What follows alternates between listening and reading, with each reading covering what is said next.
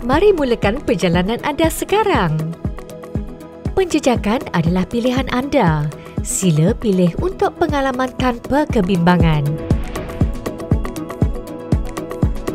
Skrin utama akan dipaparkan. Anda akan dapati History untuk melihat ujian lepas anda. Test List untuk menjalankan ujian kelajuan. Tekan Map untuk menyemak kekuatan isyarat masa nyata dan butiran lain. Capai potensi penuh. Uji kelajuan internet anda sekarang. Sebelum itu, sila pastikan anda menutup rangkaian Wi-Fi mudah alih anda. Tekan Speed Test dan biarkan ia berjalan. Dalam beberapa saat, anda akan melihat butiran tentang kelajuan muat turun, muat naik dan ping anda.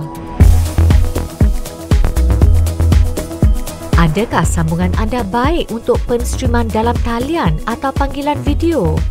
Cuba ujian pengalaman data.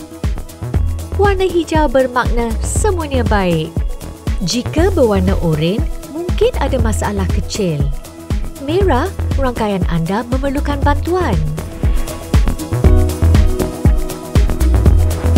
Apabila anda sedang bergerak, gunakan ujian tinjauan laluan untuk menjejak isyarat anda semasa dalam perjalanan. Mulakan dengan menamakan laluan anda dan memilih skrip ujian yang dipratentukan atau yang baru.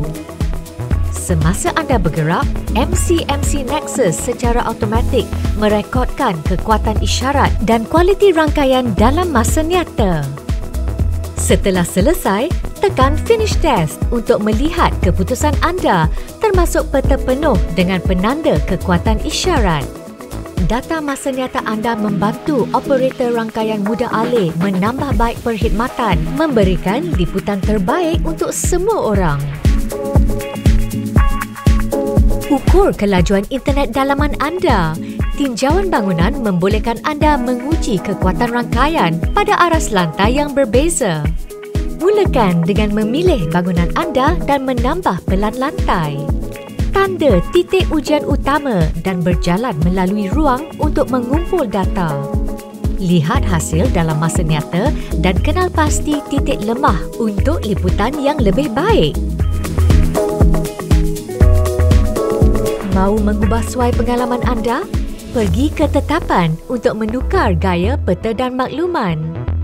Lebih suka mod gelap atau pandangan satelit? Pilih yang paling sesuai untuk anda.